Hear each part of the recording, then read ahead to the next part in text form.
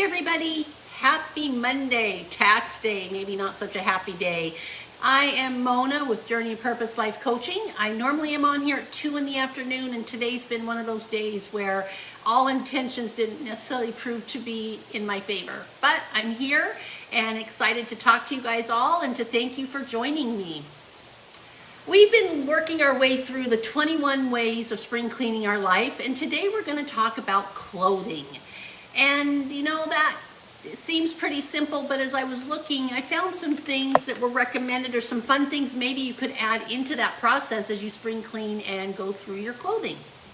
And of course, we're all familiar with get rid of clothes that don't fit anymore, stop holding things hoping you'll fit into them, keep only clothes that fit you nicely in the closet, clean out, and I thought this one was cute, clean out that clothing that no longer sparks joy, and you don't want any clothing that brings guilt, and to come up with a to-go outfit formula to limit decision making, which may lead to what we're going to discuss on Wednesday, capsule clothing. The only thing I have to say, the shirt that I'm wearing today, I know you're not supposed to keep clothing that doesn't fit anymore, and there were two orange is my favorite color, shirts that I found that didn't quite fit me at the time I bought them. I do not make a habit of doing this, but the store was going out of business. I really liked them, and I really thought that they probably would fit. I just didn't try them on at the store.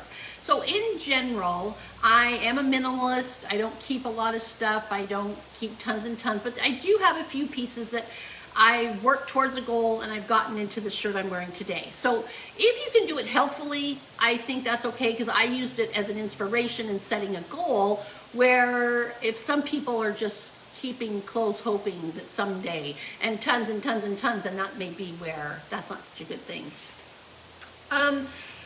There's basically maybe 7 steps, they say. You know, you don't have to do all these steps. I kind of combined 2 different areas that made a list, but I did think it was kind of fun to set the zone.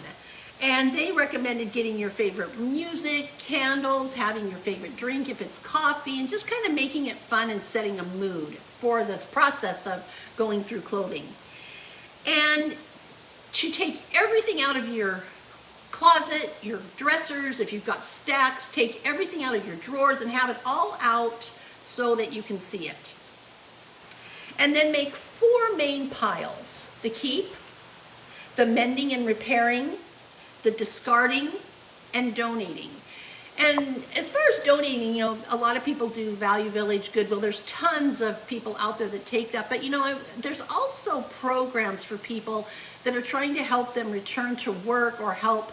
There's a ministry in where I live near the families visiting their family in the prisons across the state, that there are dress codes for that, and people need to have certain types of clothing. And so they collect clothes so that if people don't have that clothing, they can go visit their loved ones. So when you think about donating, there's tons of different ways out there. I, have done it to all of these different places, because sometimes there are different rules you have to follow to donate to different people. And discarding, people are thinking, oh my gosh, but it's like if it's 5 years old, if it's stained, if it's shredding, it doesn't fit right, it's been stretched out or too small, whatever it is, you can tell if something is a don't keep. And then when you mend and keep, or mend and clean, make a day where you just go and drop everything off. If it's shoes, dry cleaners, mending, just make a day, drop everything off in one day, and if you can, schedule it to be picked up on the same day, whatever day that is. Now, that may not be possible. Sometimes people have different schedules of what they do. But these are just recommendations to help make it easier, less stressful, and the flow. Another fun thing is to keep the current season front, and then other clothes for other seasons can be packed away or put in the back of the closet or in bins. I don't have enough clothes probably that I have a lot of seasons, and I tend to wear shorts and tank tops sometimes, even when other people think it's winter. But I do color coordinate, and I do short sleeve, long sleeve, and try to keep them color coordinated. That's how I try to do that. And then they have quite the process for, hey Ruth Ann, thank you for watching. They have quite the process for evaluating and discarding for donating piles. And basically, I'm going to kind of sum it up in a few words, a few sentences instead of going each one. But they want you to, when you look at that pile of donating or discarding, maybe kind of think about, why did you buy the certain item? Why did you not wear it? Are the tags still on it? Kind of, they're trying to help you if you are a person who tends to buy impulsively, or maybe, something was on sale, the store was going out, whatever it is. So they're kind of having you evaluate why you have so many clothes if you do. And when doing a spring cleaning, if you don't, then that's fine. You aren't going to have a lot of spring cleaning.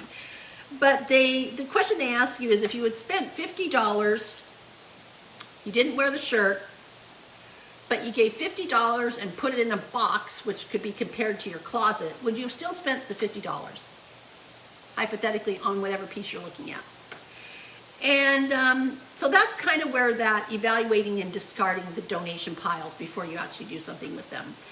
And then, good suggestion, when you finally narrow that down, you get to your discard, they say put it in a dark bag, put it away. Some say a week, some say a month. Just put it away and see if you can live without what you donated. I usually don't do that process. I just give it away. But that is helping people if they have a hard time. And some people will it's really hard to go through closets and get rid of things. And last but not least, once you've analyzed all this and done this process, they say fill the gap. So at this point, if you're short on socks or underwear, or maybe it's winter time and you have no turtlenecks, or you don't really have a nice coat for the winter or summer, then you can fill in the gaps with that. Make a list, and you don't have to do it all in the same day, but it still helps you along that process.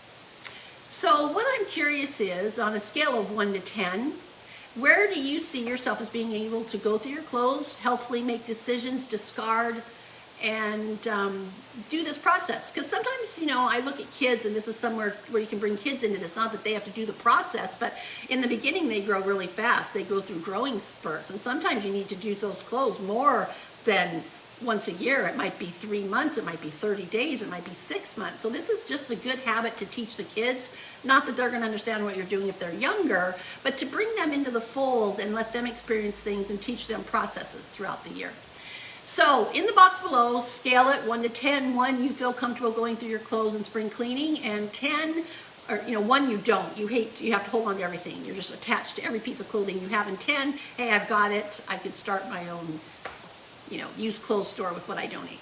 So in the box, just share that below. And on Wednesday, we're going to be looking at capsule wardrobes. We're kind of going to tie it over. It's a different conversation than today, but it's kind of tied in today. So capsule wardrobes on Wednesday. Until then, enjoy the journey, be empowered, and live on purpose. Bye, you guys. Thanks for joining.